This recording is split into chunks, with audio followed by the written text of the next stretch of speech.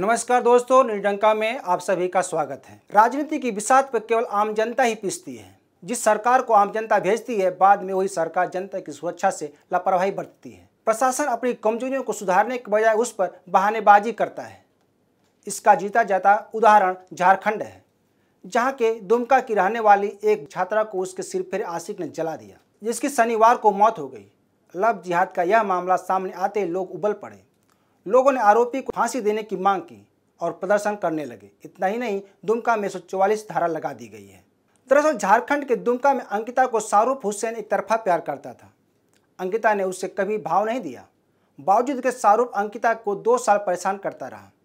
शाहरुख के परेशान किए जाने से अंकिता स्कूल जाना छोड़ दिया। कोचिंग वो अपने पिता के साथ जाती थी। एक बाप के लिए समाज में इससे बुरी कोई स्थिति नहीं हो सकती। हर बाप चाहता है कि उसकी बेटी पढ़े लिखे। क्या ऐसे समाज में कोई बाप अपनी बेटी को अकेले पढ़ने के लिए भेज सकता है?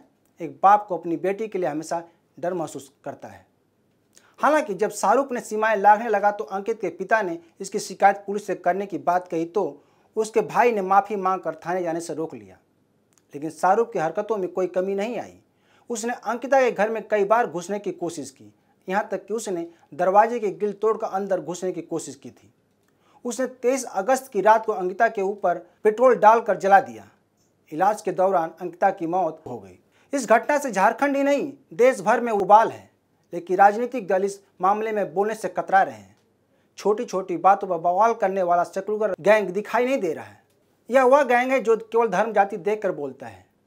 गुजरात बिल्किस बानो केस में दोषियों को 15 अगस्त पर छोड़े जाने पर ये लोग हाय तौबा मचाए। एक होशियार छात्रा की मौत पर ये नहीं बोले। बिल्किस बानो केस में दोषियों को कोर्ट ने छोड़ा था। सभी को गलत होने पर बोलने का अधिकार है। हमें बिल्किस बानो केस में दोषियों के स्वागत करने की निंदा करते हैं, लेकिन इस मामले में बोलने वाले अब चुप क्यों हैं? अब उनकी नैतिकता नहीं है, क्योंकि इस मामले में एक मुस्लिम युवक है। झारखंड में हेमंत सोरेन के साथ कांग्रेस है, लेकिन अभी तक इस मामले में राहुल गांधी ने कोई बयान नहीं दिया है। राहुल गांधी ही नहीं, किसी भी कांग्रेसी नेता ने बोलने से जहमत नहीं उठाई। बीजेपी शासित राज्यों में अगर ऐसी कोई घटना हुई होती तो अब तक वे घटनास्थल पर दौरा करना शुरू कर देते। लेकिन झारखंड सरकार में कांग्रेस के शामिल होने पर राहुल गांधी चुप्पी साध लेते हैं। यह वही राहुल गांधी हैं जिन्होंने दिल्ली में एक नाबालिग लड़की के साथ हुए बलात्कार पर हंगामा खड़ा किया था। इस मामले में उन्होंने पीड़ित के परिवार की एक फोटो ट्वीट की थी। झारखंड की सोरेन सरकार खुद मझधार में फंसी हुई है।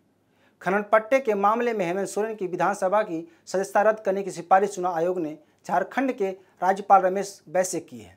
वहीं अंकिता मामले में कहा जा रहा है कि दुमका के डीएसपी नूत मुस्तफा के आरोपी को बचाने की कोशिश की।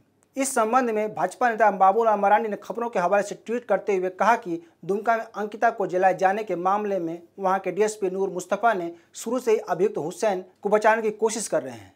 उन्होंने कहा कि डीएसपी दर्ज एफआईआर में नाबालिग की जगह बालिग लिखवा दिए जाने से की बात आ रही है। इतना ही नहीं, लोगों का आरोप है कि हेमंत सोरेन की बेशर्मी की हद पार कर दी है। रांची में उपद्रव में घायल नदीम नामक शख्स के इलाज के लिए हेमंत सरकार ने कई सुविधाएं उपलब्ध कराई थी, लेकिन अंकिता के लिए सरकार लापरवाही बरती रही। वैसे झारखंड में जब हेमंत सरकार सत्ता में आई तब से राज्य में तुष्टीकरण का एक नहीं कई घटनाएं सामने आई हैं।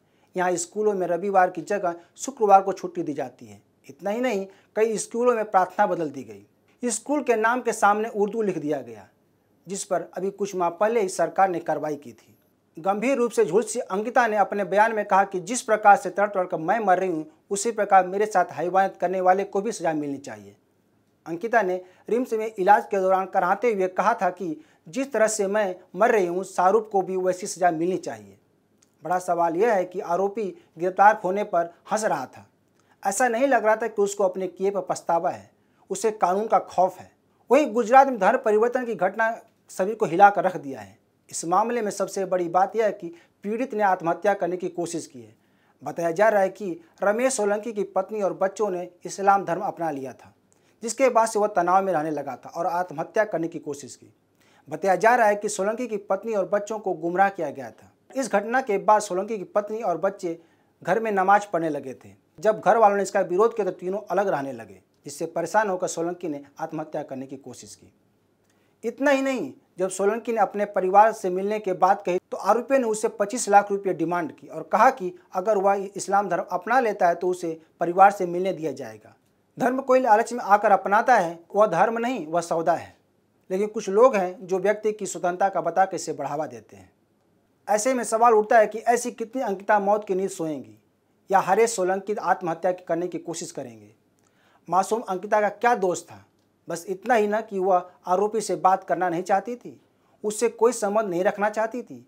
क्या अंकिता के आरोपी को कड़ी सजा मिलेगी या तुष्टीकरण और राजनीति के दबाव में कई और अंकिता ऐसे ही जलाई जाएंगी? तो दोस्तों, आज के लिए बस इतना ही। यह वीडियो अच्छी लगे तो शेयर, लाइक और कमेंट जरूर करें। ताज़ा खबरों के लिए न्यूज़ डंका ऐप को डाउनलोड करें। हमारे YouTube चैनल को सब्सक्राइब करें। धन्यवाद।